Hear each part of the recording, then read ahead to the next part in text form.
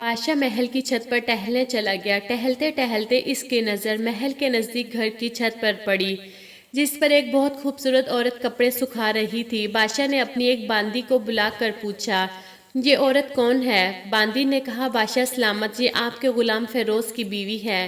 بادشاہ نیچے اترا۔ بادشاہ پر اس عورت کے حسن و جمال کا سحرا سچ گیا تھا۔ اس نے فیروز کو بلایا۔ فیروز حاضر ہوا تو بادشاہ نے کہا، فیروز، ہمارا ایک کام ہے۔ ہمارا یہ خط فلاں ملک کے بادشاہ کو دے آؤ اور اس کا جواب بھی ان سے لے آنا۔ فیروز پھر اس خط کو لے کر گھر واپس آ گیا۔ خط کو اپنے تکیے کے نیچے رکھ دیا۔ سفر کا سامان تیار کیا، رات گھر میں گزاری اور صبح منزل مقصود پر روانہ ہو گیا۔ اس بات سے لا علم کہ بادشاہ نے اس کے ساتھ کیا چال چلی ہے۔ کتر فیروز جیسے ہی نظروں سے اوجھل ہوا، بادشاہ چپکے سے فیروز کے گھر پہنچا اور فیروز کے گھر کا دروازہ کھٹکھٹایا۔ فیروز کی بیوی نے پوچھا، کون ہے؟ بادشاہ نے کہا، میں بادشاہ ہوں، تمہارے شوہر کا مالک۔ تو اس نے دروازہ کھولا۔ بادشاہ اندر آ کر بیٹھ گیا۔ پھر فیروز کی بیوی نے حیران ہو کر کہا، آج بادشاہ سلامت یہاں ہمارے غریب خانے میں؟ بادشاہ نے کہا، میں یہاں مہمان بن کر آیا ہوں۔ فیروز کی بیوی نے بادشاہ کا مطلب سمجھ کر کہا، میں اللہ کی پناہ چاہتی ہوں آپ کے اس طرح آنے سے، جس میں مجھے کوئی خیر نظر نہیں آ رہی۔ بادشاہ نے غصے میں کہا، اے لڑکی، کیا کہہ رہی ہو تم؟ شاید تم نے مجھے پہچانا نہیں۔ میں بادشاہ ہوں، تمہارے شوہر کا مالک۔ پھر اس کی بیوی نے کہا، بادشاہ سلامت، میں جانتی ہوں کہ آپ ہی بادشاہ ہیں، لیکن بزرگ کہہ گئے ہیں، شیر کو اگرچہ جتنی بھی تیز بھوک لگی ہو لیکن وہ مردار تو نہیں کھانا شروع کر دیتا۔ اور کہا، بادشاہ سلامت، تم اس کٹورے میں پانی پینے آ گئے ہو جس میں تمہارا غلام پانی پیتا ہے۔ بادشاہ اس عورت کی باتوں سے بڑا شرمسار ہوا اور اس کو چھوڑ کر واپس چلا گیا، لیکن اپنی چپل وہیں بھول گیا۔ اب پھر اچانک فیروز کو آدھے رستے میں یاد آیا کہ جو خطب بادشاہ نے اسے دیا تھا وہ تو گھر پر ہی چھوڑ آیا ہے۔ اس نے گھوڑے کو تیزی سے واپس موڑا اور اپنے گھر کی طرف لپکا۔ فیروز اپنے گھر پہنچا تو تکیے کے نیچے سے خط نکالتے وقت اس کی نظر پلنگ کے نیچے پڑے بادشاہ کی چپل پر پڑی، جو وہ جلدی میں بھول گیا تھا۔ فیروز کا سر چکرا کر رہ گیا اور وہ سمجھ گیا کہ بادشاہ نے اس کو سفر پر صرف اسی لیے بھیجا تاکہ وہ اپنا مطلب پورا کر سکے۔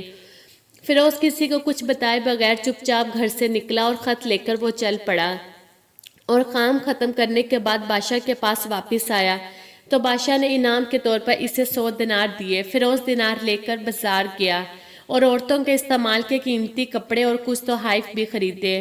گھر پہنچ کر بیوی کو سلام کیا اور کہا، چلو تمہارے میکے چلتے ہیں۔ بیوی نے پوچھا، یہ کیا ہے؟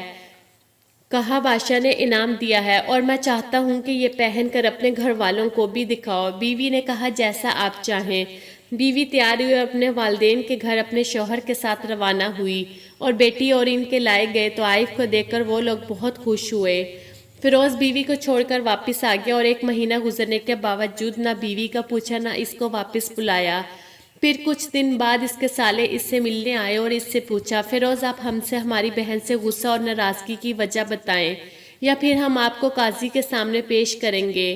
تو اس نے کہا، اگر تم چاہو تو کر لو، لیکن میرے ذمہ اس کا ایسا کوئی حق باقی نہیں جو میں نے ادا نہ کیا ہو۔ وہ لوگ اپنا کیس قاضی کے پاس لے گئے تو قاضی نے فیروز کو بلایا۔ کاشف اس وقت بادشاہ کے پاس بیٹھا ہوا تھا۔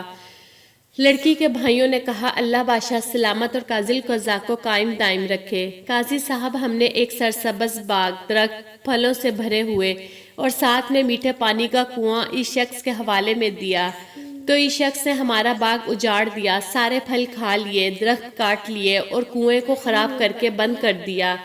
قاضی نے فیروز کی طرف متوجہ ہو کر پوچھا، ہاں تو لڑکے، تم کیا کہتے ہو اس بارے میں؟ فیروز نے کہا، قاضی صاحب، جو باغ مجھے دیا گیا تھا وہ اس سے بہتر حالت میں نے انہیں واپس کیا ہے۔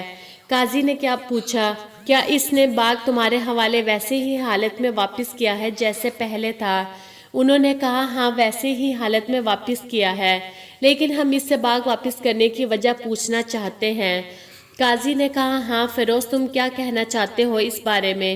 فیروز نے کہا، قاضی صاحب، میں نے باغ نفرت کی وجہ سے نہیں چھوڑا بلکہ اس لیے چھوڑا کہ ایک دن میں باغ میں آیا تو اس میں نے شیر کے پنجوں کے نشان دیکھے، تو مجھے خوف ہوا کہ شیر مجھے کھا جائے گا، اس لیے شیر کے اکرام کی وجہ سے میں نے باغ میں جانا بند کر دیا۔ بادشاہ جو ٹیک لگائی یہ سب کچھ سن رہا تھا اٹھ کر بیٹھ گیا اور کہا، فیروز اپنے باغ کی طرف امن اور مطمئن ہو کر جاؤ، ورنہ اس میں کوئی شک نہیں کہ شیر تمہارے باغ میں آیا تھا، لیکن وہ وہاں پر نہ تو کوئی اثر چھوڑ سکا، نہ کوئی پتا توڑ سکا اور نہ ہی کوئی پھل کھا سکا۔ وہ وہاں پر تھوڑی دیر رہا اور مایوس ہو کر لوٹ گیا، اور خدا کی قسم میں نے کبھی تمہارے جیسے باغ کے گرد لگی مضبوط دیواریں نہیں دیکھی۔ تو فیروز اپنے گھر لوٹ آیا اور اپنی بیوی کو بھی واپس لے آیا۔ نہ تو قاضی کو پتہ چلا اور نہ ہی کسی اور کو کہ ماجرا کیا تھا۔ کیا خوب بہتر ہے اپنے اہل و عیال کے راز چھپانا تاکہ لوگوں کو پتہ نہ چلے، اپنے گھر کے بھید کسی پر ظاہر نہ ہونے دو۔ دوستو میری ویڈیو اچھی لگی ہو تو پلیز میرے چینل کو سبسکرائب کر کے میری ویڈیو کو لائک کر دیں۔